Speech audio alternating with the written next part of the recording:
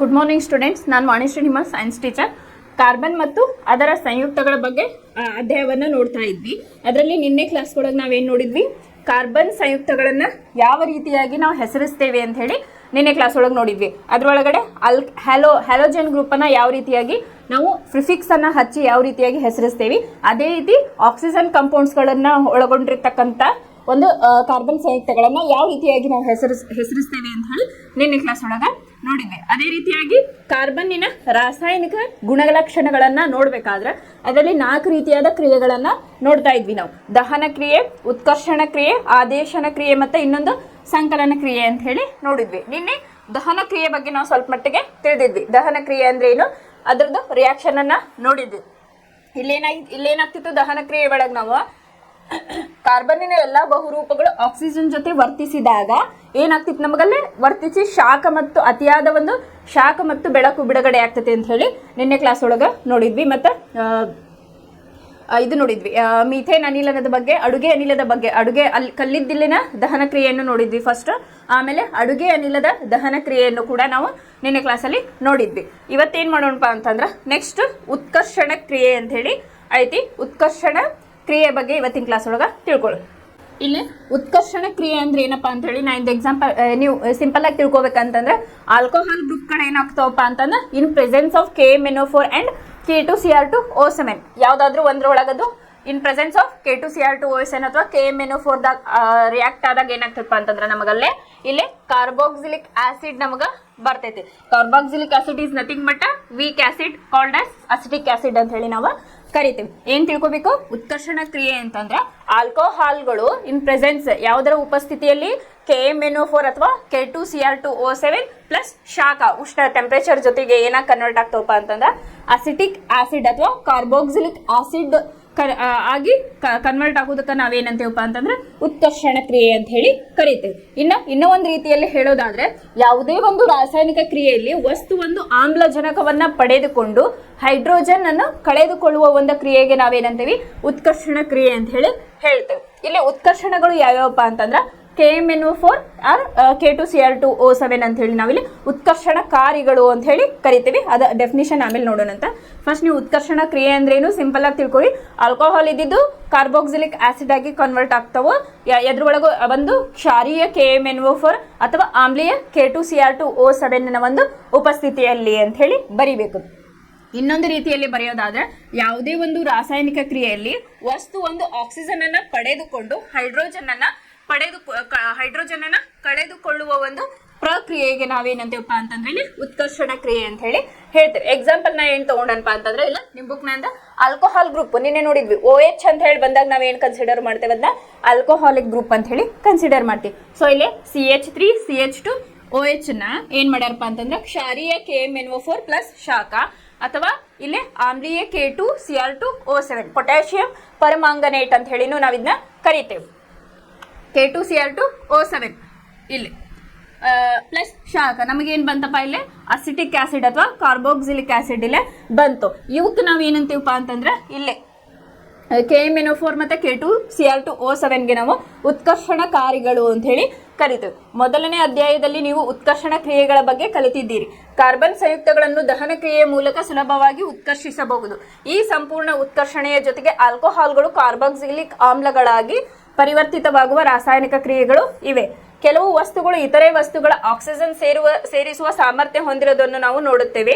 ಈ ವಸ್ತುಗಳನ್ನು ನಾವು ಉತ್ಕರ್ಷಣಕಾರಿಗಳು ಅಂತ ಹೇಳಿ ಕರಿತೀವಿ. ಅದೇನಪ್ಪಾ ಅಂತಂದ್ರೆ ಉತ್ಕರ್ಷಣಕಾರಿಗಳು ಏನ್ ಮಾಡ್ತಾವ, ಇಲ್ಲೇ ನೀವು KMnO4 K2Cr2O7 ಹಾಕಿದಾಗ ಆಕ್ಸಿಜನ್ ಅನ್ನ ಯಾವ ಪಡ್ಕೋತಾವು, ಈ ಕಡೆ ಉತ್ಪನ್ನದೊಳಗ ಆಕ್ಸಿಜನ್ ಅನ್ನ ಪಡೆದುಕೊಂಡು ಹೈಡ್ರೋಜನ್ ಅನಿಲವನ್ನ ಕಳೆದುಕೊಳ್ತಾವ. ಅದಕ್ಕೆ ನಾವು ಉತ್ಕರ್ಷಣಕಾರಿಗಳು ಅಂತ ಹೇಳಿ ಕರಿತೇವೆ. ಇನ್ನೊಂದು, ಈ ಆಲ್ಕೋಹಾಲ್ಗಳು ಏನಾರ ಅರ್ಧಮರ್ಧ ಅಪರ್ಯಾಪ್ತ ಹೈಡ್ರೋಕಾರ್ಬನ್ಗಳಾಗಿ ಉರಿದ್ರೆ ಏನಾಗ್ತದಪ್ಪ ಅಂತಂದ್ರ ಅಲ್ಲಿ ಆಲ್ಡಿಹೈಡ್ ಆಗಿ ಕನ್ವರ್ಟ್ ಆಗ್ತಾವ. ಪರ್ಯಾಪ್ತ ಅಂತ ಹೇಳಿ ನಾವು ಓದಿದ್ವಿ. ಪರ್ಯಾಪ್ತ ಅಂದ್ರೆ ಪರಿಪೂರ್ಣ, ಅಪರ್ಯಾಪ್ತ ಅಂದ್ರೆ ಅಪೂರ್ಣ ಅಂತ ಹೇಳಿ. ಸಪೋಸ್ ಈ ಆಲ್ಕೋಹಾಲ್ಗಳು ಕರೆಕ್ಟ್ ಆಗಿ ರಿಯಾಕ್ಟ್ ಆಗ್ಲಿಲ್ಲ, ಅಪರ್ಯಾಪ್ತವಾಗಿ ಆದ್ವು ಅಂದ್ರೆ ಅಲ್ಲಿ ಏನಾಗ್ತದಪ್ಪ, ಆಲ್ಡಿಹೈಡ್ ನಮಗ ಬರ್ತೈತಿ. ಅದೇ ಏನಾರ ಪರ್ಯಾಪ್ತವಾಗಿ ಅದು ಕ್ರಿಯೆ ನಡೆದ್ರೆ, ಪರ್ಯಾಪ್ತದಲ್ಲಿ ಅದು ಕ್ರಿಯೆ ನಡೆದಾಗ ಏನಾಗ್ತದೆ ನಮ್ಗೆ ಇಲ್ಲಿ ಕಾರ್ಬೋಕ್ಸಿಲಿಕ್ ಆಸಿಡ್ ಇಲ್ಲೇ ಬರ್ತಾವ. ಇದೇನಪ್ಪಾ ಅಂತಂದ್ರೆ ಉತ್ಕರ್ಷಣ ಕ್ರಿಯೆ ಅಂತ ಹೇಳಿ ಕರಿತೀವಿ. ಇನ್ನು ಮುಂದೆ ಪ್ರಾರಂಭಿಕ ವಸ್ತುವಿಗೆ ಆಕ್ಸಿಜನ್ ಅನ್ನು ಸೇರಿಸುವ ಮೂಲಕ ಪ್ರತ್ಯಾಮ್ಲೀಯ ಪೊಟ್ಯಾಷಿಯಂ ಪರ್ಮಾಂಗನೇಟ್ ಅಥವಾ ಆಮ್ಲೀಯ ಪೊಟ್ಯಾಷಿಯಂ ಡೈಕ್ರೋಮೇಟ್ಗಳು ಆಲ್ಕೋಹಾಲ್ಗಳನ್ನು ಆಮ್ಲಗಳಾಗಿ ಉತ್ಕರ್ಷಿಸುತ್ತವೆ, ಆದುದರಿಂದ ಇವುಗಳನ್ನು ಉತ್ಕರ್ಷಣಕಾರಿಗಳು ಅಂತ ಹೇಳಿ ಕರೀತಾರೆ. ಇಲ್ಲೊಂದು ಕ್ವಶನ್ ಬರ್ತೈತೆ ನಿಮಗೆ, ಇಲ್ಲೇ ಪೊಟ್ಯಾಷಿಯಂ ಪರ್ಮಾಂಗನೇಟ್ KMnO4 ಅಂತ ಹೇಳಿ ಕರೀತೇವೆ. ಇಲ್ಲೇ ಏನು ಪೊಟ್ಯಾಷಿಯಂ ಪರ್ಮಾಂಗನೇಟ್ ಮತ್ತು ಪೊಟ್ಯಾಷಿಯಂ ಡೈಕ್ರೋಮೇಟ್ಗಳನ್ನು ಉತ್ಕರ್ಷಣ ಕ್ರಿಯೆಯಲ್ಲಿ ನಾವೇನಂತೇವೆ, ಅದಕ್ಕೆ ಉತ್ಕರ್ಷಣಕಾರಿಗಳು ಅಂತೇವಿ. ಯಾಕೆ ಅಂತ ಕೇಳಿದಾಗ ನೀವೇನು ಮಾಡ್ರಿ, ಪ್ರಾರಂಭಿಕ ವಸ್ತುವಿಗೆ ಆಕ್ಸಿಜನ್ ಸೇರಿಸುವ ಮೂಲಕ ಪ್ರತ್ಯಾಮ್ಲೀಯ ಪೊಟ್ಯಾಷಿಯಂ ಪರಮಾಂಗನೇಟ್ ಅಥವಾ ಆಮ್ಲೀಯ ಪೊಟ್ಯಾಷಿಯಂ ಡೈಕ್ರೋಮೇಟ್ಗಳು ಆಲ್ಕೋಹಾಲ್ಗಳನ್ನು ಆಮ್ಲಗಳಾಗಿ ಉತ್ಕರ್ಷಿಸುತ್ತವೆ. ಇಲ್ಲಿ ನೋಡ್ರಿ, ಅದ್ರ ಪ್ರೆಸೆನ್ಸ್ ಇದ್ದಾಗ ಇದೇನಾಯ್ತು, ಆಲ್ಕೋಹಾಲ್ ಏನಾಯ್ತು, ಇಲ್ಲಿ ನಮ್ಗೆ ಕಾರ್ಬಾಕ್ಸಿಲಿಕ್ ಆಸಿಡ್ ಆಗಿಲ್ಲೇ ಹೊರ ಹೊಮ್ತು ಅಥವಾ ನಮಗಲ್ಲೇ ಪ್ರಾಡಕ್ಟ್ ಬಂತು ಅಂತ ಹೇಳಿ ನಾವು ಹೇಳ್ತೇವೆ. ಇದಿಷ್ಟು ಏನು ಉತ್ಕರ್ಷಣಕಾರಿಗಳು ಅಂತ ಹೇಳಿ ಕರಿತೇವೆ. ಇನ್ನು ಸಂಕಲನ ಕ್ರಿಯೆ ಅಂತ ಹೇಳಿ ನೆಕ್ಸ್ಟ್ ಕಾನ್ಸೆಪ್ಟ್. ಅದ ಸಂಕಲನ ಕ್ರಿಯೆ ಅಂದ್ರೆ ಏನಂತ ಹೇಳಿ ನೋಡೋಣ. ಇಲ್ಲಿ ನೆಕ್ಸ್ಟ್ ಸಂಕಲನ ಕ್ರಿಯೆ ಅಂತ ಹೇಳಿ ಐತಿ ನೆಕ್ಸ್ಟ್ ಕಾನ್ಸೆಪ್ಟ್. ಇಲ್ಲಿ ನಿಕ್ಕಲ್ನಂತಹ ಕ್ರಿಯಾವರ್ಧಕದ ಸಮ್ಮುಖದಲ್ಲಿ, ಸಂಕಲನ ಕ್ರಿಯೆ ಅಂದ್ರೇನು, ನಿಕ್ಕಲ್ ತಗೋಬಹುದು, ಇನ್ನೊಂದು ಪೆಲೇಡಿಯಂ ಅಂತ ಹೇಳಿ ಬರ್ತೈತಿ. ನಿಕ್ಕಲ್ ಅಥವಾ ಪೆಲೇಡಿಯಂನಂತಹ ಕ್ರಿಯಾವರ್ಧಕಗಳ ಸಮ್ಮುಖದಲ್ಲಿ 200 ಡಿಗ್ರಿ ಸೆಲ್ಸಿಯಸ್ ತಾಪಮಾನದಲ್ಲಿ ಅಪರ್ಯಾಪ್ತ ಹೈಡ್ರೋಕಾರ್ಬನ್ಗಳನ್ನು, ಇಲ್ಲಿ ಹೈ ಬರೋದನ್ನ ಡಾಟ್ ಅಂತ ಬರ್ದೇನೆ, ಹಂಗಂದ್ರೆ ಶಾರ್ಟ್ ಫಾರ್ಮ್ ಹೈಡ್ರೋಕಾರ್ಬನ್ ಅಂದಾಗ. ನಿಕ್ಕಲ್ನಂತಹ ಅಥವಾ ನಿಕ್ಕಲ್ ಆರ್ ಪೆಲೇಡಿಯಂ ಕ್ರಿಯಾವರ್ಧಕಗಳ ಸಮ್ಮುಖದಲ್ಲಿ 200 ಡಿಗ್ರಿ ಸೆಲ್ಸಿಯಸ್ ತಾಪಮಾನದಲ್ಲಿ ಅಪರ್ಯಾಪ್ತ ಹೈಡ್ರೋಕಾರ್ಬನ್ಗಳಿಗೆ ನಾವೇನ್ ಮಾಡ್ತೀವಿ, ಹೈಡ್ರೋಜನ್ ಅನ್ನು ಸೇರಿಸುವ ಮೂಲಕ ಅವನ್ನೇನ್ ಮಾಡ್ತೀವಿ, ಪರ್ಯಾಪ್ತ ಹೈಡ್ರೋಕಾರ್ಬನ್ಗಳಾಗಿ ಪಡೆಯುವ ಒಂದು ಪ್ರಕ್ರಿಯೆಗೆ ನಾವೇನಂತೀವಿ, ಸಂಕಲನ ಕ್ರಿಯೆ ಅಂತ ಹೇಳಿ ಕರಿತೇವೆ. ಇದನ್ನ ನಾನು ಪರ್ಯಾಪ್ತ ಮತ್ತು ಅಪರ್ಯಾಪ್ತ ಅದಕ್ಕೆ ಡಿಫ್ರೆನ್ಸ್ ಹೇಳೋ ಮುಂದೆ ಇದ್ರ ಬಗ್ಗೆ ಹೇಳಿದ್ದೆ. ಪರ್ಯಾಪ್ತ ಅಪರ್ಯಾಪ್ತ ಸಂಕಲನ ಕ್ರಿಯೆ ಎಲ್ಲಾಕೈತಿ, ಆಮೇಲೆ ಆದೇಶನ ಕ್ರಿಯೆ ಎಲ್ಲಾಕೈತಿ ಅಂತ ಹೇಳಿ ನೋಡಿದ್ವಿ. ನೀವು ಸಂಕಲನ ಕ್ರಿಯೆ ಅಂದ್ರೆ ನಿಮ್ಗೆ ಡೈರೆಕ್ಟ್ ಕ್ವಶನ್ ಕೇಳೋದು ಡೌಟ್. ಇಲ್ಲೇನ್ ಮಾಡ್ತಾರೆ, ಸಂಕಲನ ಕ್ರಿಯೆ ವಿವರಿಸ್ರಿ ಅಂದ್ರೆ ನೀವು ಬೇಗ ಬರೆದು ಬಿಡ್ತೀರಿ. ಬಟ್ ಅವ್ರು ಕಾಂಪ್ಲಿಕೇಟೆಡ್ ಆಗಿ ನಿಮಗೆ ಏನ್ ಕೇಳ್ತಾರಪ್ಪ ಅಂತಂದ್ರೆ, ಅಪರ್ಯಾಪ್ತ ಹೈಡ್ರೋಕಾರ್ಬನ್ಗಳನ್ನ ಪರ್ಯಾಪ್ತ ಹೈಡ್ರೋಕಾರ್ಬನ್ಗಳಾಗಿ ಮಾಡುವಂತಹ ಒಂದು ಕ್ರಿಯೆಯನ್ನ ವಿವರಿಸಿ ಅಂತ ಹೇಳಿ ಇಂಡೈರೆಕ್ಟ್ ಆಗಿ ಕೇಳಿದ್ರೆ ನೀವೇನ್ ಬರಿಬೇಕಿಲ್ಲ, ಸಂಕಲನ ಕ್ರಿಯೆಗೆ ಒಂದು ಎಕ್ಸಾಂಪಲ್ ಅನ್ನ ಬರಿಬೇಕು. ಏನ್ ಬರಿಬೇಕಪ್ಪ ಅಂತಂದ್ರೆ, ನಿಕ್ಕಲ್ ಮತ್ತು ಪೆಲೇಡಿಯಂನಂತಹ ಕ್ರಿಯಾವರ್ಧಕಗಳ ಸಮ್ಮುಖದಲ್ಲಿ 200 ಡಿಗ್ರಿ ಸೆಲ್ಸಿಯಸ್ ಒಂದು ತಾಪಮಾನದಲ್ಲಿ ಅಪರ್ಯಾಪ್ತ ಹೈಡ್ರೋಕಾರ್ಬನ್ಗಳಿಗೆ ಹೈಡ್ರೋಜನ್ ಅನ್ನ ಸೇರಿಸುವ ಮೂಲಕ ಅಪರ್ಯಾಪ್ತ ಇದ್ದುದು ಪರ್ಯಾಪ್ತ ಹೈಡ್ರೋಕಾರ್ಬನ್ಗಳಾಗಿ ಪಡೆಯುವ ಒಂದು ಪ್ರಕ್ರಿಯೆಗೆ ನಾವೇನಂತೇವಿಲ್ಲ, ಸಂಕಲನ ಕ್ರಿಯೆ ಅಂತ ಹೇಳಿ ಕರೀತೇವೆ. ಇನ್ನೊಂದು ಇದನ್ನ ನೀವು ಇಲ್ಲಿ ಹೈಡ್ರೋಜನ್ ಅನ್ನ ಆಡ್ ಮಾಡ್ತಾರ ಅಂತ ಹೇಳಿದೆ ನಾನು. ಸೊ ಅದಕ್ಕೆ ಇನ್ನೊಂದು ವರ್ಡ್ ನಿಮ್ಗೆ ಏನಂತ ಕೇಳ್ಬೋದು ಅಂತಂದ್ರೆ, ಹೈಡ್ರೋಜನೀಕರಣ ಅಂತ ಹೇಳಿ ಕೇಳ್ಬೋದು. ಹೈಡ್ರೋಜನೀಕರಣ ಆ ಕ್ವಶನ್ ಬಗ್ಗೆ ಇಂಡೈರೆಕ್ಟ್ ಆಗಿ ನಿಮ್ಗೆ ಏನ್ ಕೇಳ್ಬೋದಪ್ಪ ಅಂತಂದ್ರೆ, ಹೈಡ್ರೋಜನೀಕರಣ ಅಂದ್ರೆ ಏನಂತ ಹೇಳಿನೂ ಕೇಳ್ಬೋದು. ಇಲ್ಲ ಹೈಡ್ರೋಜನೀಕರಣ ಅಂತಂದ್ರೆ ಏನು, ಹೈಡ್ರೋಜನ್ ಅನ್ನ ಸೇರಿಸೋದು. ಹೈಡ್ರೋಜನೀಕರಣ ಅಂದ್ರೆ ಏನಿಲ್ಲ, ಹೈಡ್ರೋಜನ್ ಅನ್ನ ಸೇರಿಸೋದು. ಅದನ್ನ ನೀವು ಸೆಂಟೆನ್ಸ್ ಏನ್ ಮಾಡ್ಬೇಕು, ಇಲ್ಲೊಂದು ರಿಯಾಕ್ಷನ್ ಅನ್ನ ಕೊಟ್ಟಾರ ನಿಮಗ, C+O C. ಇಲ್ಲೇ ನೋಡ್ರಿ, ಒಂದು ರಿಯಾಕ್ಷನ್ ಅನ್ನ ಬರ್ದೇನೆ. ಏನಪ್ಪಾ ಅಂತಂದ್ರೆ C+O C R R R R ಅಂತ ಹೇಳಿ, ಇನ್ ಪ್ರೆಸೆನ್ಸ್ ಆಫ್ ನಿಕಲ್ ಇದು ಪೆಲೇಡಿಯಂ, ಅದನ್ನ ಎಷ್ಟು ಡಿಗ್ರಿ ಸೆಲ್ಸಿಯಸ್ ಒಳಗ 200 ಡಿಗ್ರಿ ಸೆಲ್ಸಿಯಸ್ ಒಳಗ ಅದನ್ನ ತಾಪಮಾನದಲ್ಲಿ ರಿಯಾಕ್ಷನ್ ಮಾಡಿದಾಗ ಏನಾಗ್ತದೆ ನಮಗಲ್ಲೇ ಪ್ಲಸ್ ಹೈಡ್ರೋಜನ್ ಅನಿಲವನ್ನ ಇಲ್ಲ ಆಡ್ ಮಾಡ್ತಾ ಇದ್ದೀವಿ. ಅದಕ್ಕೆ ನಾ ಏನು ಬರ್ದೀನಿ, +H2 ಅಂತ ಹೇಳಿ ಬರ್ದೇನೆ. ಅವಾಗ ಏನಾಯ್ತು ನಿಮಗೆ ಗೊತ್ತೈತಿ, ಡಬಲ್ ಬಾಂಡ್ ಐತಿ, ಇದು ಅಲ್ಕಿನ್ ಗ್ರೂಪಿಗೆ ಸೇರೈತಿ. ಹಂಗಂದ್ರೆ ಇದೇನು ಅಪರ್ಯಾಪ್ತ ಅಂತ ಹೇಳಿ ತಗೋಬಹುದು. ಅಪರ್ಯಾಪ್ತ. ಇಲ್ಲಿ ನೋಡ್ರಿ, ನಿಕ್ಕಲ್ ಅಥವಾ ಪೆಲೇಡಿಯಂನ ಆಡ್ ಮಾಡಿದಾಗ 200 ಡಿಗ್ರಿ ಸೆಲ್ಸಿಯಸ್ ಪ್ಲಸ್ ಹೈಡ್ರೋಜನ್ ಅನ್ನು ನಾವಲ್ಲಿ ಸೇರಿಸ್ತೀವಿ ಅಪರ್ಯಾಪ್ತಕ್ಕೆ. ಅವಾಗ ಏನಾಗ್ತೈತಿ, ಇದು ಪರ್ಯಾಪ್ತ ಹೈಡ್ರೋಕಾರ್ಬನ್ಗಳಾಗಿ ಹೊರ ಹೊಮ್ತತಿ.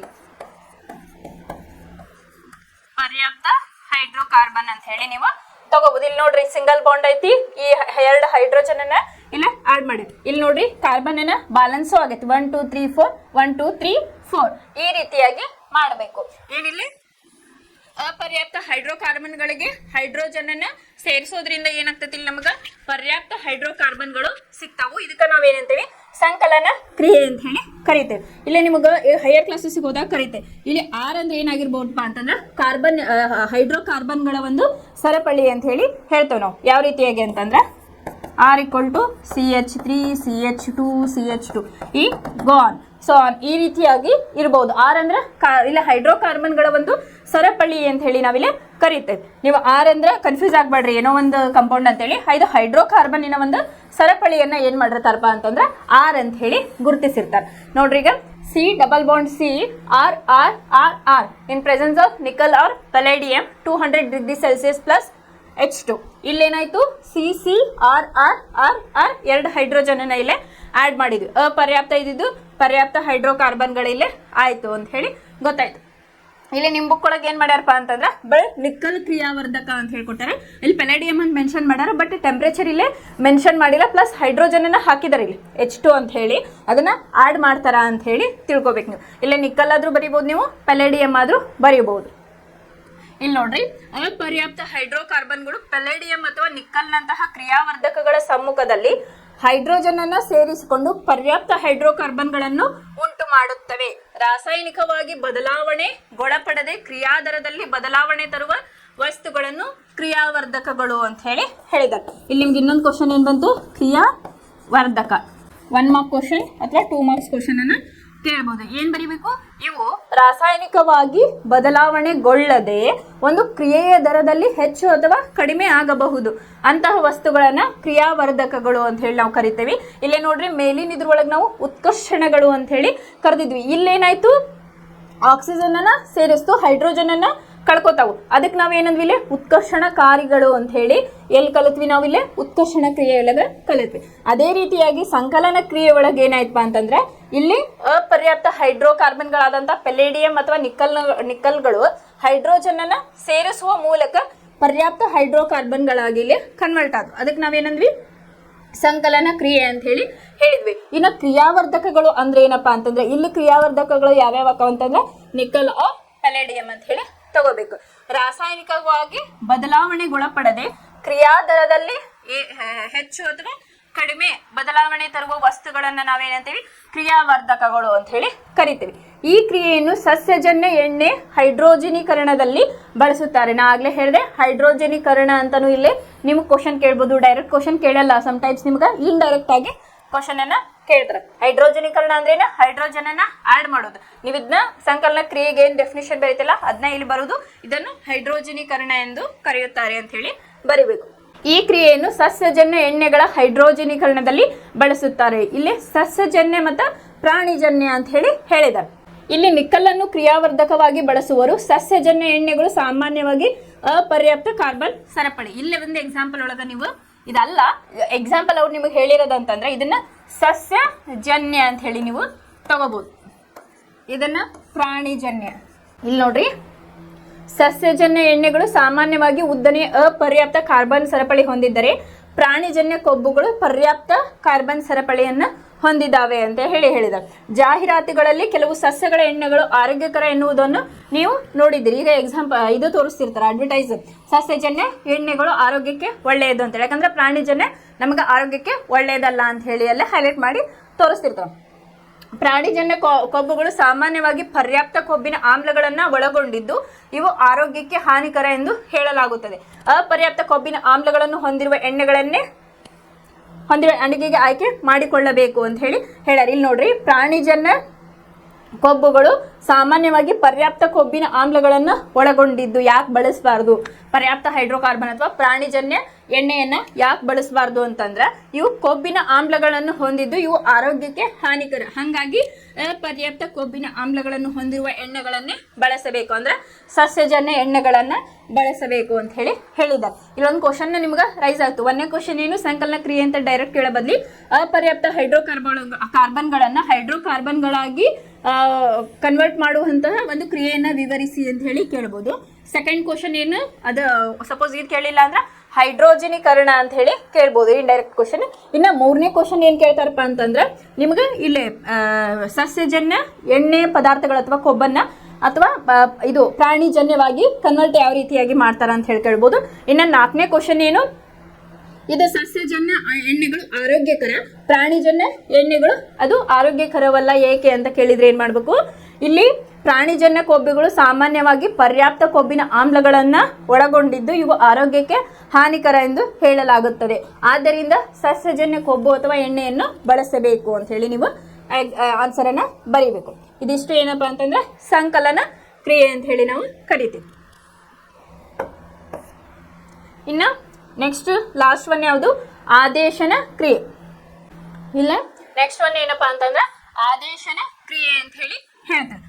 ಪರ್ಯಾಪ್ತ ಹೈಡ್ರೋಕಾರ್ಬನ್ಗಳು ಅಷ್ಟೇನು ಕ್ರಿಯಾಪಟುಗಳಲ್ಲ ಮತ್ತು ಬಹುತೇಕ ಕ್ರಿಯಾಕಾರಿ ಸಮ್ಮುಖದಲ್ಲಿ ಜಡವಾಗಿರುತ್ತವೆ. ಅಂದ್ರೆ ಪರ್ಯಾಪ್ತ ಹೈಡ್ರೋಕಾರ್ಬನ್ಗಳು ಅಂತ ಏನ್ ನೋಡಿದ್ವಲ್ಲ ಅವು ಅಷ್ಟೇನು ಕ್ರಿಯಾಪಟುಗಳ ಅಲ್ಲ, ಬಹುತೇಕ ಕ್ರಿಯಾಕಾರಿಗಳ. ಫಾರ್ ಎಕ್ಸಾಂಪಲ್ ಇಲ್ಲಿ ನಾವು ಪರ್ಯಾಪ್ತ ತಗೊಂಡ್ವಿ ಒಂದಿಷ್ಟು ಕ್ರಿಯಾಪಟುಗಳು ಯಾವ್ಯಾವ ಅಂತ ಹೇಳಿ ನೋಡಿದ್ವಿ. ಅವುಗಳ ಸಮ್ಮುಖದಲ್ಲಿ ಅವು ಜಡವಾಗಿರುತ್ತದೆ ಅಂತ ಹೇಳಿ ಹೇಳ್ತಾರೆ. ಅತಿ ವೇಗದ ಕ್ರಿಯೆಯಲ್ಲಿ ಸೂರ್ಯನ ಬೆಳಕಿನ ಸಮ್ಮುಖದಲ್ಲಿ ಹೈಡ್ರೋಕಾರ್ಬನ್ಗಳಿಗೆ ಕ್ಲೋರಿನ್ ಅನ್ನ ಸೇರಿಸಲಾಗುತ್ತದೆ. ಏನಿಲ್ಲ ಇಲ್ಲೇ ಸೂರ್ಯನ ಬೆಳಕಿನ ಸಮ್ಮುಖದಲ್ಲಿ ಹೈಡ್ರೋಕಾರ್ಬನ್ಗಳಿಗೆ ಕ್ಲೋರಿನ್ ಅನ್ನು ಸೇರಿಸಲಾಗುತ್ತದೆ. ಕ್ಲೋರಿನ್ ಹೈಡ್ರೋಜನ್ ಪರಮಾಣುಗಳನ್ನು ಒಂದೊಂದಾಗಿ ಸ್ಥಾನಪಲ್ಲಟಿಸಗೊಳ್ಳುವುದು. ಸ್ಥಾನಪಲ್ಲಟ ಕ್ರಿಯೆ ಅಂದ್ರೇನು? ಅಲ್ಲಿ ಮೇನ್ ಕಾಂಪೋನೆಂಟ್ ಏನಿರ್ತೈತಿ? ಸ್ಥಾನಪಲ್ಲಟನೆ ಗೊಳ್ತೈತಿ ಅಂತ ಹೇಳಿ ನಾವು ಹಿಂದಿನ ಕ್ಲಾಸಸ್ ಒಳಗ ನೋಡೇವಿ. ಇಲ್ಲಿ ಏನಾಗ್ತತಿ? ಅತಿ ವೇಗದ ಕ್ರಿಯೆಯಲ್ಲಿ ಸೂರ್ಯನ ಬೆಳಕಿನ ಸಮ್ಮುಖದಲ್ಲಿ ಹೈಡ್ರೋಕಾರ್ಬನ್ಗಳಿಗೆ ಕ್ಲೋರಿನ್ ಅನ್ನ ಸೇರಿಸಲಾಗುತ್ತದೆ. ಕ್ಲೋರಿನ್ ಹೈಡ್ರೋಜನ್ ಪರಮಾಣುಗಳನ್ನು ಒಂದೊಂದಾಗಿ ಸ್ಥಾನಪಲ್ಲಟಗೊಳಿಸಬಲ್ಲದು. ಒಂದು ಪ್ರಕಾರದ ಪರಮಾಣುಗಳು ಅಥವಾ ಪರಮಾಣು ಗುಂಪುಗಳು ಇನ್ನೊಂದರ ಸ್ಥಾನವನ್ನು ಪಲ್ಲಟಿಸಿಕೊಳ್ಳುವುದರಿಂದ ಇದಕ್ಕೆ ನಾವೇನಂತೀವಿ? ಆದೇಶನ ಕ್ರಿಯೆ ಅಂತ ಹೇಳಿ ಕರಿತೇವೆ. ಉನ್ನತ ಅನುರೂಪ ಅಲ್ಕೇನ್ಗಳೊಂದಿಗೆ ಸಾಮಾನ್ಯವಾಗಿ ಹೆಚ್ಚಿನ ಸಂಖ್ಯೆಯ ಉತ್ಪನ್ನಗಳು ಉಂಟಾಗುತ್ತವೆ ಅಂತ ಹೇಳಿ ಹೇಳ್ಯಾರ. ಫಾರ್ ಎಕ್ಸಾಂಪಲ್ ಮೀಥೇನ್ ಅನ್ನ ತಗೊಂಡಾರ, ಅದಕ್ಕೆ ಏನ್ ಮಾಡ್ಯಾರ? ಕ್ಲೋರಿನ್ ಅನ್ನ ಆಡ್ ಮಾಡಿದ್ರು. Methane plus chlorine. ಇಲ್ಲಿ ಆದೇಶನ ಕ್ರಿಯೆ ಹೇಳ್ಯಾರ. ಸೂರ್ಯನ ಬೆಳಕಿನ ಸಮ್ಮುಖದಲ್ಲಿ ಹೈಡ್ರೋಕಾರ್ಬನ್ಗಳಿಗೆ ಕ್ಲೋರಿನ್ ಅನ್ನ ಸೇರಿಸಲಾಗುತ್ತದೆ. ಇದೇನ್ ಮಾಡ್ತದೆ? ನೆಕ್ಸ್ಟ್ ಕ್ಲೋರಿನ್ ಹೈಡ್ರೋಜನ್ ಪರಮಾಣುಗಳನ್ನು ಒಂದೊಂದಾಗಿ ಸ್ಥಾನಪಲ್ಲಟನೆಗೊಳಿಸ್ತದೆ. ಇದೇ ರಿಯಾಕ್ಷನ್ ಅನ್ನ ಇಲ್ಲಿ ಏನ್ ಮಾಡೀನಿ? ಬಿಡಿಸಿ ಬರ್ದೀನಿ. ಇದೇನ್ ಮಾಡ್ತದಪ್ಪ ಅಂದ್ರೆ ಈ ರೀತಿಯಾಗಿ HCl ಇಲ್ಲಿ ಹೊರಗಡೆ ಬಂತು ನಮ್ದು. ಸೊ ಹಂಗಾಗಿ ಏನಾಯ್ತು? ಇಲ್ಲಿ CH3Cl plus HCl, CH4 plus Cl2 in presence of sunlight ಅಥವಾ ಸೂರ್ಯನ ಬೆಳಕಿನಲ್ಲಿ ಏನಾಯ್ತಿ ನಮ್ಗೆ? CH3Cl plus HCl. ಅದನ್ನ ಬಿಡಿಸಿ ಬರ್ದಾಗ CH4 ಅನ್ನ ನಾ ಬರ್ದೇನೆ. 1 2 3 4 hydrogen in presence of chloride ಅಂತ ಹೇಳ್ಯಾರ. ಕ್ಲೋರೈಡ್ ಅನ್ನ ಏನ್ ಮಾಡೇನ್? ಬಿಡಿಸಿ Cl ಅಂತ ಹೇಳಿ ಬರ್ದೇನೆ. ಇಲ್ಲೇನಾಯ್ತು? ಆದೇಶನ ಕ್ರಿಯೆ ಆಗ್ಬೇಕು. ಈ ಕ್ಲೋರೈಡ್ ಏನ್ ಮಾಡ್ತೈತಿ? ಹೈಡ್ರೋಜನ್ ಅನ್ನ ತಗೊಳ್ತೈತಿ. ಅವಾಗ ಏನಾಯ್ತಿದು? HCl ಇಲ್ಲಿ ಬಂತು. ಇನ್ನು ಉಳಿದಿದ್ದೇನಪ್ಪ? CH3 ಪ್ಲಸ್ Cl ಅಂತ ಹೇಳಿ ನಾವು ಕರಿತೀವಿ. ಇದಕ್ಕೆ ನಾವು ಈಗ ನೇಮಿಂಗ್ ಅನ್ನ ಕೊಡೋಣ. ಏನಾಗ್ತೈತಿ? ಇದು ಕ್ಲೋರೋಮೀಥೇನ್ ಅಂತ ಹೇಳಿ ನಾ ಬರ್ದೇನೆ. ನಿನ್ನೆ ಕ್ಲಾಸ್ ಒಳಗೆ ನಾವು ಕಾರ್ಬನ್ ಸಂಯುಕ್ತಗಳನ್ನ ಯಾವ ರೀತಿಯಾಗಿ ಹೆಸರಿಸಬೇಕು ಅಂತ ಹೇಳಿ ನೋಡಿದ್ವಿ. ಫಸ್ಟಿಗೆ ನಾವೇನ್ ಮಾಡಿದ್ವಿ? ಹ್ಯಾಲೋಜನ್ ಕಂಪೌಂಡ್ಸ್ ಗಳನ್ನ ಯಾವ ರೀತಿಯಾಗಿ ಬರಿಬೇಕು ಅಂತ ಹೇಳಿ ನಾವು ನೋಡಿದ್ವಿ. ಇಲ್ಲಿ ನೋಡ್ರಿ CH3Cl ಅಂತ ಐತಿ. CH3Cl ನಮ್ದು ರೂಲ್ಸ್ ಏನು? ಹ್ಯಾಲೋಜನ್ ಕಂಪೌಂಡ್ಸ್ ಗಳು ಫ್ಲೋರೋ, ಫ್ಲೋರೋ, ಐಡೋ, ಬ್ರೋಮೋ ಅಂತ ಹೇಳಿ ನಾವು ಫಸ್ಟ್ ಪ್ರಿಫಿಕ್ಸ್ ಅನ್ನ ಆಡ್ ಮಾಡ್ಬೇಕು. ಸೊ ಕ್ಲೋರೋ, Cl ಅಂದ್ರೆ ಕ್ಲೋರೋ. ಕಾರ್ಬನ್ ಎಷ್ಟೈತಿ? 1 ಐತಿ. ಸೊ ಮಿತ್ ಪ್ಲಸ್ ಅಲ್ಕೇನ್ ಐತಿ ಅಂದ್ರೆ ಸಿಂಗಲ್ ಬಾಂಡ್ ಐತಿ. ಸೊ ಏನಂತ ಹೇಳಿ ಉಚ್ಚಾರವನ್ನ ಮಾಡ್ತೇವಿ. ಸೊ ಹಂಗಾಗಿ ಇದು ಕ್ಲೋರೋ ಮೀಥೇನ್ ಅಂತ ಹೇಳಿ ನಾವು ಹೆಸರಿಸ್ತೇವೆ. ಇದೇ ರೀತಿಯಾಗಿ ಕ್ಲೋರೈಡ್ ಏನ್ ಮಾಡ್ತೈತಿ? ಹೈಡ್ರೋಜನ್ ಅಣುಗಳನ್ನ ತಗೊಳ್ತಾ ಅದು ಆದೇಶನ ಕ್ರಿಯೆಯಾಗಿ ಅಲ್ಲೇ ಹೊರ ಹೊಮ್ತೈತಿ. ಇದಿಷ್ಟು ಏನಪ್ಪಾ ಅಂತಂದ್ರ ಆದೇಶನ ಕ್ರಿಯೆ ಅಂತ ಹೇಳಿ ಹೇಳ್ತೇವೆ. ಈಗ ಮೊದಲಿಂದ ನೋಡ್ಕೊತ ಬರೋಣ ರಿಯಾಕ್ಷನ್. ಇಲ್ಲಿಗೆ ಕಾರ್ಬನ್ನಿನ ಒಂದು ರಾಸಾಯನಿಕ ಗುಣಲಕ್ಷಣಗಳು ಮುಗಿದು ಅಂತ ಹೇಳಿ ಹೇಳ್ಬೋದು. ಮೊದಲಿಗೆ ನಾವೇನ್ ಮಾಡಿದ್ವಿ? ಕಾರ್ಬನ್ ಸಂಯುಕ್ತಗಳ ರಾಸಾಯನಿಕ ಗುಣಗಳಲ್ಲಿ ದಹನ ಕ್ರಿಯೆಯನ್ನ ನೋಡಿದ್ವಿ. ದಹನ ಕ್ರಿಯೆ ಏನಿಲ್ಲ, ಕಾರ್ಬನ್ ಸಂಯುಕ್ತಗಳು ಇನ್ ಪ್ರೆಸೆನ್ಸ್ ಆಫ್ ಆಕ್ಸಿಜನ್ ನಲ್ಲಿ ಉರಿದಾಗ ಏನಾಗ್ತದೆ? ನಮಗೆಲ್ಲ ಅತಿಯಾದ ಶಾಖ ಮತ್ತು ಬೆಳಕು ಬಿಡುಗಡೆ ಆಗ್ತತಿ. ಅದು ಮಾಡುವುದರ ಜೊತೆಗೆ ಕಾರ್ಬನ್ ಡೈಆಕ್ಸೈಡ್ ಅನ್ನು ಕೂಡ ಅಲ್ಲೇ ಕೊಡ್ತೈತಿ ಅಂತ ಹೇಳಿ ನೋಡಿದ್ವಿ. ಇದು ದಹನ ಕ್ರಿಯೆ. ಅದ್ರೊಳಗ ಕಲ್ಲಿದ್ದಿಲಿನ ದಹನ ಕ್ರಿಯೆ ನೋಡಿದ್ವಿ, ಮತ್ತು ಅಡುಗೆ ಅನಿಲದ ದಹನ ಕ್ರಿಯೆಯನ್ನ ನೋಡಿದ್ವಿ. ಆಮೇಲೆ ಅಡುಗೆ ಅನಿಲದ ಬಗ್ಗೆ ಹೇಳ್ಬೇಕಾದ್ರೆ ನಾನು ಹೇಳಿದ್ದೆ, ಮನೆಯಲ್ಲಿ ಗ್ಯಾಸ್ ಅದೇನಾರ ಆಕ್ಸಿಜನ್ ಹೋಲ್ ಫ್ಲೇಮ್ ಒಳಗೆ ಏನಾರ ಅದು ಇಲ್ಲಿ ಹೋಲ್ ಇರ್ತಾವಲ್ಲ, ಇವೇನಾರು ಕ್ಲೋಸ್ ಆಗಿತ್ತಂದ್ರೆ ಏನಾಗ್ತತಿ? ಇದು ಅಪರ್ಯಾಪ್ತವಾಗಿ ಉರಿತೈತಿ. ಆಕ್ಸಿಜನ್ ಸಪ್ಲೈ ಆಗಂಗಿಲ್ಲ ಕರೆಕ್ಟ್ ಆಗಿ. ಅವಾಗ ಏನಾಗ್ತದಪ್ಪ ಅಂತಂದ್ರೆ ಅಲ್ಲಿ ಕರಿಯ ಒಂದು ಮಸಿ ಹೊಗೆ ಬರಕ್ ಸ್ಟಾರ್ಟ್ ಆಗಿ ಪಾತ್ರೆಗಳು ಕಪ್ಪಾಗೋದಕ್ಕೆ ಸ್ಟಾರ್ಟ್ ಆಗ್ತತಿ. ಇದು ದಹನ ಕ್ರಿಯೆ ಒಳಗ ನೋಡಿದ್ವಿ. ಇನ್ನು ಉತ್ಕರ್ಷಣ ಕ್ರಿಯೆ ಅಂತ ಹೇಳಿದೆ. ಇಲ್ಲಿ ಉತ್ಕರ್ಷಣಕಾರಿಯಾಗಿ ನಾವೇನ್ ಮಾಡ್ತೀವಿ? ಕ್ಷಾರೀಯ KMnO4 ಅಥವಾ ಆಮ್ಲೀಯ K2Cr2O7 ಅನ್ನ ಯೂಸ್ ಮಾಡ್ತೀವಿ ಅಂತ ಹೇಳಿದ್ದೆ. ಇಲ್ಲಿ ಏನಾಗ್ತದಪ್ಪ ಅಂದ್ರೆ ಆಲ್ಕೋಹಾಲ್ಗಳು ಕಾರ್ಬೋಕ್ಸಿಲಿಕ್ ಆಮ್ಲಗಳಾಗಿ ಇಲ್ಲಿ ಕನ್ವರ್ಟ್ ಆಗ್ತಾವ ಅಂತ ಹೇಳಿ ನೋಡಿದ್ವಿ. ಇಲ್ಲಿ ಉತ್ಕರ್ಷಣಕಾರಿಗಳು KMnO4 ಮತ್ತು K2Cr2O7 ಅಂತ ಹೇಳಿ ನೋಡಿದ್ವಿ. ಇನ್ನ ನೆಕ್ಸ್ಟ್ ಸಂಕಲನ ಕ್ರಿಯೆ ಅಂತ ಹೇಳಿ ನೋಡಿದ್ವಿ. ಇಲ್ಲಿ ಅಪರ್ಯಾಪ್ತ ಹೈಡ್ರೋಕಾರ್ಬನ್ಗಳಿಗೆ ಏನ್ ಮಾಡ್ತಾರೆ? ಹೈಡ್ರೋಜನ್ ಅನ್ನ ಸೇರಿಸಿ ಪರ್ಯಾಪ್ತ ಹೈಡ್ರೋಕಾರ್ಬನ್ಗಳಾಗಿ ಕನ್ವರ್ಟ್ ಆಗೋ ಕ್ರಿಯೆಗೆ ನಾವೇನಂತೀವಪ್ಪ? ಇಲ್ಲೇ ಸಂಕಲನ ಕ್ರಿಯೆ ಅಂತ ಹೇಳಿ ಕರಿತೀವಿ. ಇಲ್ಲಿ ಇನ್ನೊಂದು ನಿಮ್ಗೆ ವರ್ಡ್ ಬಂದಿತ್ತು ಕ್ರಿಯಾವರ್ಧಕಗಳು ಅಂತ ಹೇಳಿ. ಕ್ರಿಯಾವರ್ಧಕಗಳು ಅಂತಂದ್ರೆ ಇಲ್ಲಿ ರಾಸಾಯನಿಕವಾಗಿ ಅದು ಒಳಪಡದೆ ಅದರ ಕ್ರಿಯಾದರದಲ್ಲಿ ಹೆಚ್ಚು ಅಥವಾ ಕಡಿಮೆ ಆಗ್ತಕ್ಕಂತಹ ಒಂದು ಕ್ರಿಯೆಗೆ ನಾವೇನಂತೀವಿ ಕ್ರಿಯಾವರ್ಧಕಗಳು ಅಂತ ಹೇಳಿ ಕರಿತೀವಿ. ಇಲ್ಲಿ ನಾವು ಕ್ರಿಯಾವರ್ಧಕಗಳಾಗಿ ಯಾವ ಯೂಸ್ ಮಾಡ್ತೇವೆ, ನಿಕ್ಕಲ್ ಮತ್ತು ಪೆಲೇಡಿಯಂ ಅಂತ ಹೇಳಿ ಹೇಳ್ತೀವಿ. ಇಲ್ಲಿ ಅಪರ್ಯಾಪ್ತ ಹೈಡ್ರೋಕಾರ್ಬನ್ಗಳು ಪರ್ಯಾಪ್ತ ಆಗ್ಬೇಕಂತಂದ್ರೆ ನಿಕ್ಕಲ್ ಮತ್ತು ಪೆಲೇಡಿಯಂ ಇಲ್ಲಿ ಕ್ರಿಯಾವರ್ಧಕಗಳು ಬೇಕು. ಮತ್ತು 200 ಡಿಗ್ರಿ ಸೆಲ್ಸಿಯಸ್ ಅಲ್ಲಿ ಅದನ್ನ ತಾಪಮಾನದಲ್ಲಿ ಇರಬೇಕು, ಪ್ಲಸ್ ಹೈಡ್ರೋಜನ್ ಅಲ್ಲಿ ಆಡ್ ಆಗ್ತತಿ ಅಂತ ಹೇಳಿ ನೋಡಿದ್ವಿ. ಇನ್ನು ಆದೇಶನ ಕ್ರಿಯೆಯಲ್ಲಿ ಏನಾಗ್ತತಿ, ಸೂರ್ಯನ ಬೆಳಕಿನ ಸಮ್ಮುಖದಲ್ಲಿ ಹೈಡ್ರೋಕಾರ್ಬನ್ಗಳಿಗೆ ಕ್ಲೋರಿನ್ ಅನ್ನ ಸೇರಿಸಲಾಗ್ತತಿ ಅಂತ ಹೇಳಿ ನೋಡಿದ್ವಿ. ಇದಿಷ್ಟು ಏನಪ್ಪಾ ಅಂತಂದ್ರೆ ಕಾರ್ಬನ್ನಿನ ಒಂದು ರಾಸಾಯನಿಕ ಗುಣಲಕ್ಷಣಗಳು. ಇನ್ನು ನೆಕ್ಸ್ಟ್ ನಿಮ್ದು ಏನೈತಪ್ಪ ಅಂತಂದ್ರೆ ಕಾನ್ಸೆಪ್ಟ್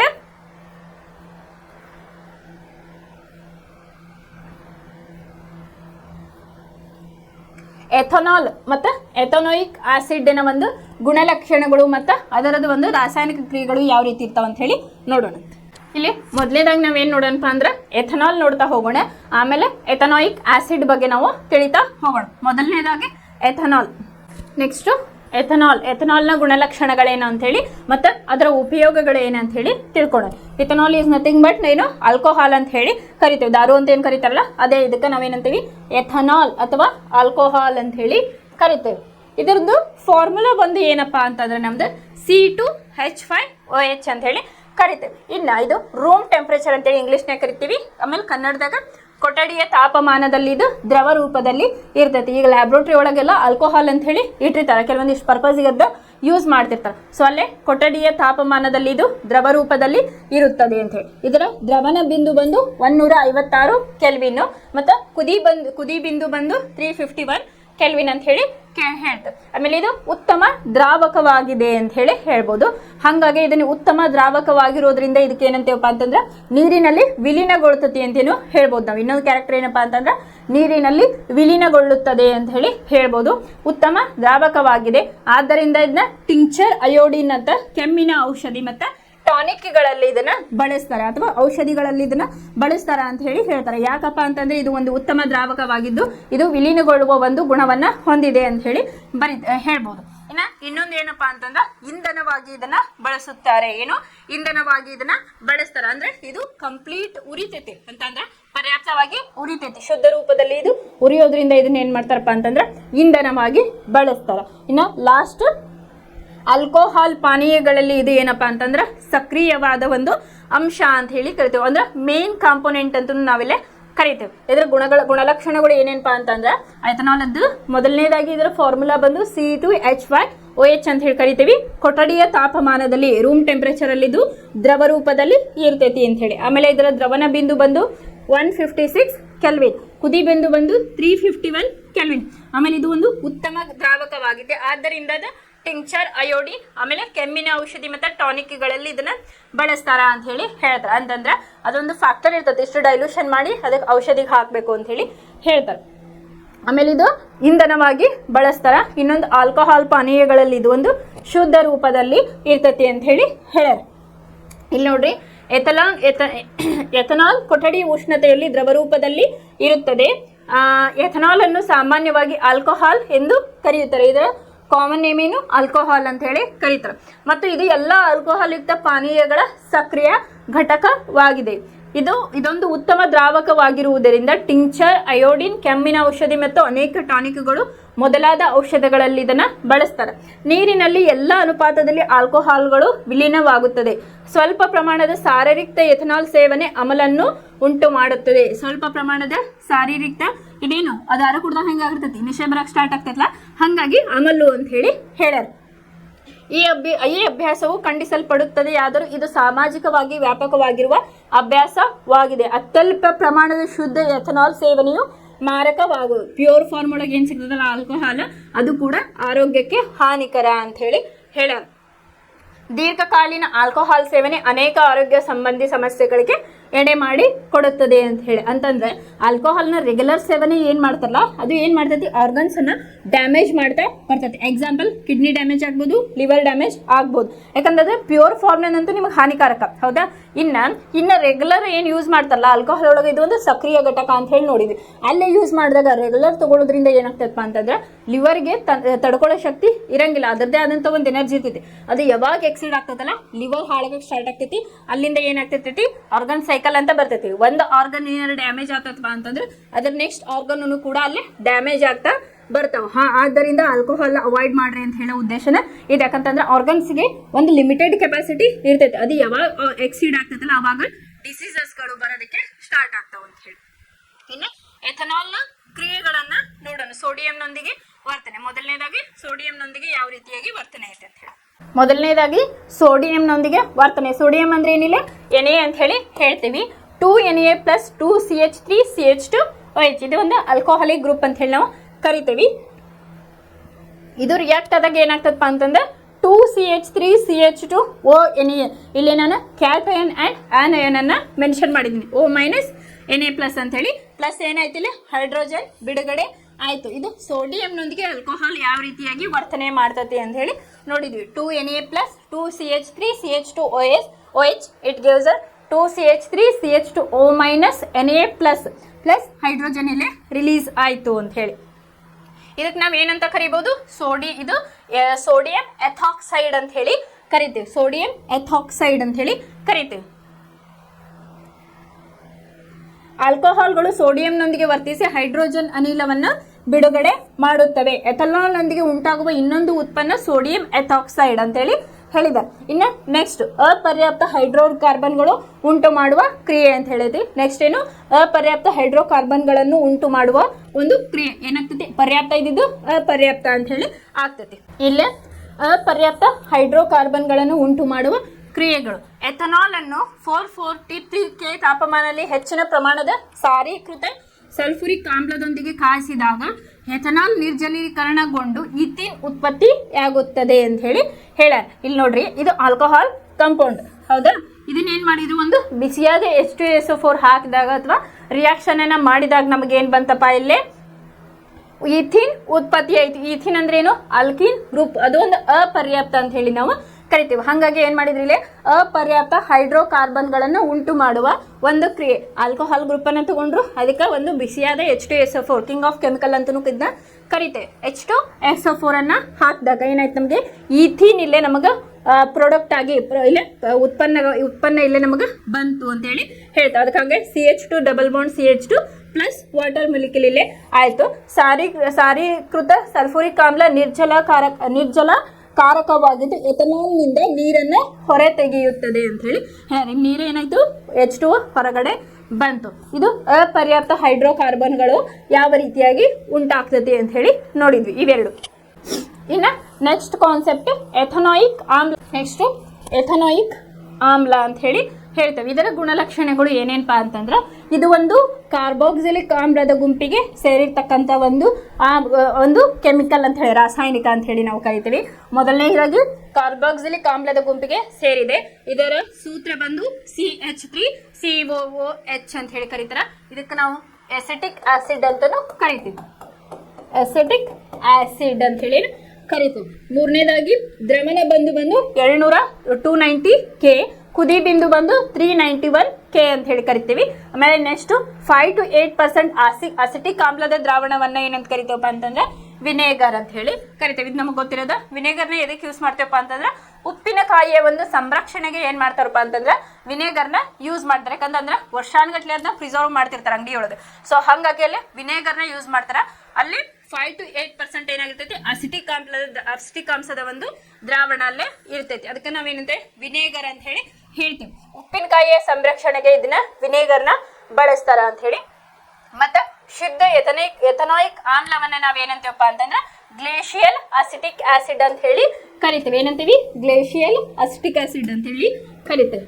ಇದನ್ನ ಇನ್ನೊಂದು ಹೆಸರಲ್ಲಿ ಶುದ್ಧ ಎಥನಾಯಿಕ್ ಆಮ್ಲವನ್ನ ನಾವೇನಂತೀವಿ, ಗ್ಲೇಷಿಯಲ್ ಅಸಿಟಿಕ್ ಆಸಿಡ್ ಅಂತ ಹೇಳಿ ಕರಿತೀವಿ. ಇಲ್ಲೇ ಗ್ಲೇಷಿಯಲ್ ಅಂತಂದ್ರೆ ಏನಪ್ಪಾ ಅಂತಂದ್ರೆ ಹಿಮ ಅಂತ ಹೇಳಿ ಕರಿತೀವಿ. ಯಾಕಂತಂದ್ರೆ ಇದು ಚಳಿಗಾಲದಲ್ಲಿ ಹೆಪ್ಪುಗಟ್ಟುವ ಒಂದು ಸಾಮರ್ಥ್ಯವನ್ನ ಹೊಂದಿದೆ. ಯಾಕಂತಂದ್ರೆ ಇದರದ್ದು ನೋಡ್ರಿ, ದ್ರವಣ ಬಿಂದು ಎಷ್ಟೈತಿ, 290 ಕೆಲ್ವಿನ್ ಐತಿ. ಸೊ ಹಾಗಾಗಿ ಇದಕ್ಕೆ ಏನಂತಾರ, ಗ್ಲೇಷಿಯಲ್ ಅಸಿಟಿಕ್ ಆಸಿಡ್ ಅಂತ ಹೇಳಿ ಕರಿತಾರೆ. ಗ್ಲೇಷಿಯಲ್ ಅಂದ್ರೆ ನೀವು ಇಲ್ಲಿ ಹಿಮ ಅಂತ ಹೇಳಿ ತಗೋಬಹುದು. ಇದರ ಕ್ಯಾರೆಕ್ಟರಿಸ್ಟಿಕ್. ಆಮೇಲೆ ಇದು ಒಂದು ದುರ್ಬಲ ಆಮ್ಲ ಅಂತ ಹೇಳಿನೂ ನಾವು ಕರಿತೇವೆ, ಅಥವಾ ಇಂಗ್ಲಿಷ್ನಾಗ ವೀಕ್ ಆಸಿಡ್. ಸ್ಟ್ರಾಂಗ್ ಆಸಿಡ್ ಮತ್ತು ವೀಕ್ ಆಸಿಡ್ ಬಗ್ಗೆ ನಾವು ಹೇಳ್ಬೇಕಾದ್ರೆ ಹೇಳಿದ್ದೆ. ಇಲ್ಲೇ ಸ್ಟ್ರಾಂಗ್ ಆಸಿಡ್ ಅಂತ ಹೇಳಿ ನಾವು ತಗೊಳ್ಳೋದಾದ್ರೆ H2SO4 ತಗೋತೀವಿ, HNO3 ತಗೋತೀವಿ, HCl ಅನ್ನ ತಗೊಳ್ತೀವಿ. ಅದ ವೀಕ್ ಆಸಿಡ್ ಅಂತ ಬಂದಾಗ CH3COOH ಅಂದ್ರೆ ಅಸಿಟಿಕ್ ಆಸಿಡ್ ಅನ್ನ ನಾವು ತಗೋತೀವಿ. ಇದು ಒಂದು ದುರ್ಬಲ ಆಮ್ಲ ಅಂತ ಹೇಳಿ ನಾವು ಕರಿತೀವಿ. ಮೊದಲನೇದಾಗಿ ಇದು ಕಾರ್ಬಾಕ್ಸಿಲಿಕ್ ಆಮ್ಲದ ಗುಂಪಿಗೆ ಸೇರಿದೆ ಅಂತ ಹೇಳಿ. ಎರಡನೇದ್ದು ಅದರ ಫಾರ್ಮುಲಾ ಒಂದು CH3COOH ಅಂತ ಹೇಳಿ ಕರಿತೀವಿ ಅಥವಾ ಅಸಿಟಿಕ್ ಆಸಿಡ್ ಅಂತ ಹೇಳಿ ಕರಿತೇವೆ. ಮೂರನೇದ್ದು ದ್ರವಣ ಬಿಂದು 290 ಕುದಿ ಬಿಂದು 391. 5 to 8% ಅಸಿಟಿಕ್ ಆಮ್ಲದ ದ್ರಾವಣವನ್ನ ನಾವು ವಿನೇಗರ್ ಅಂತ ಹೇಳಿ ಕರಿತೀವಿ. ಈ ವಿನೇಗರ್ನ ನಾವು ಉಪ್ಪಿನಕಾಯಿಯ ಸಂರಕ್ಷಣೆಗೆ ಬಳಸ್ತೇವೆ. ಇನ್ನು ಶುದ್ಧ ಏಥನೋಯಿಕ್ ಆಮ್ಲಕ್ಕೆ ನಾವು ಗ್ಲೇಷಿಯಲ್ ಅಸಿಟಿಕ್ ಆಸಿಡ್ ಅಂತ ಹೇಳಿ ಕರಿತೀವಿ. ಯಾಕೆ ಕರಿತೇವಪ್ಪ ಅಂತಂದ್ರೆ ಗ್ಲೇಷಿಯಲ್ ಅಂದ್ರೆ ಹಿಮ, ಇದರ ದ್ರವಣ ಬಿಂದು 290 ಕೆಲ್ವಿನ್ ಆಗಿರೋದ್ರಿಂದ ಇದು ಚಳಿಗಾಲದಲ್ಲಿ ಹೆಪ್ಪುಗಟ್ಟುವ ಒಂದು ಸಾಮರ್ಥ್ಯವನ್ನ ಹೊಂದಿದೆ ಅಂತ ಹೇಳಿ ಹೇಳ್ತೇವೆ. ಇಲ್ಲಿ ನೋಡ್ರಿ, ಎಥನೋಯಿಕ್ ಆಮ್ಲವನ್ನು ಸಾಮಾನ್ಯವಾಗಿ ಅಸಿಟಿಕ್ ಆಮ್ಲ ಎನ್ನುತ್ತಾರೆ ಮತ್ತು ಇದು ಕಾರ್ಬಾಕ್ಸಿಲಿಕ್ ಆಮ್ಲಗಳ ಗುಂಪಿಗೆ ಸೇರುತ್ತದೆ.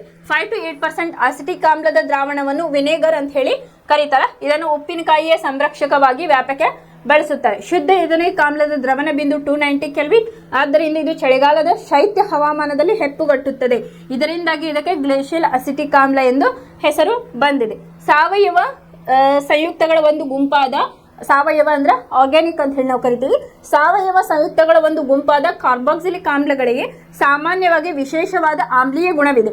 ಆದರೆ ಸಂಪೂರ್ಣವಾಗಿ ವಿಯೋಜನೆ ಅಥವಾ ಅಯನೈಸೇಷನ್ ಹೊಂದುವ HCl ನಂತಹ ಖನಿಜ ಆಮ್ಲಗಳಂತಲ್ಲದೆ ಕಾರ್ಬಾಕ್ಸಿಲಿಕ್ ಆಮ್ಲಗಳು ದುರ್ಬಲ ಆಮ್ಲಗಳಾಗಿವೆ ಅಂತ ಹೇಳಿ ಹೇಳಿದ್ದಾರೆ. ಇದಿಷ್ಟು ಏನಪ್ಪಾ ಅಂತಂದ್ರೆ ಎಥನಾಲಿಕ್ ಆಮ್ಲದ ಗುಣಲಕ್ಷಣಗಳು ಅಂತ ಹೇಳಿ ನಾವು ಕಲಿತು. ಇನ್ನು ನಾಳೆ ಕ್ಲಾಸ್ ಒಳಗ ಇದ್ರದ್ದು ಒಂದು ರಾಸಾಯನಿಕ ಕ್ರಿಯೆಗಳನ್ನ ನೋಡೋಣ. ಈಗ ಇದ್ರದ್ದು ಎಥನಾಲ್ ಯಾವ ರೀತಿಯಾಗಿ ನೋಡಿದ್ವಲ್ಲ ಅದೇ ರೀತಿಯಾಗಿ ಇಲ್ಲಿ ಎಥನೈಕ್ ಆಮ್ಲದ ಕ್ರಿಯೆಗಳನ್ನು, ರಾಸಾಯನಿಕ ಕ್ರಿಯೆಗಳು ಯಾವ ರೀತಿಯಾಗಿ ಅದಾವು ಅಂತ ಹೇಳಿ ನಾಳೆ ಕ್ಲಾಸ್ ಒಳಗ ನೋಡೋಣ. ಅದನ್ನ ನೋಡ್ಕೊಂಡು ಇನ್ನು ಲಾಸ್ಟ್ ಕಾನ್ಸೆಪ್ಟ್ ನಿಮ್ಮ ಪುಸ್ತಕದೊಳಗಿರೋದು ಸಾಬೂನು ಮತ್ತು ಮಾರ್ಜಕಗಳು ಅಂತ ಹೇಳ್ತೀವಿ. ಅದನ್ನ ನೆಕ್ಸ್ಟ್ ಕ್ಲಾಸ್ ಒಳಗ ನೋಡೋಣ. Thank you.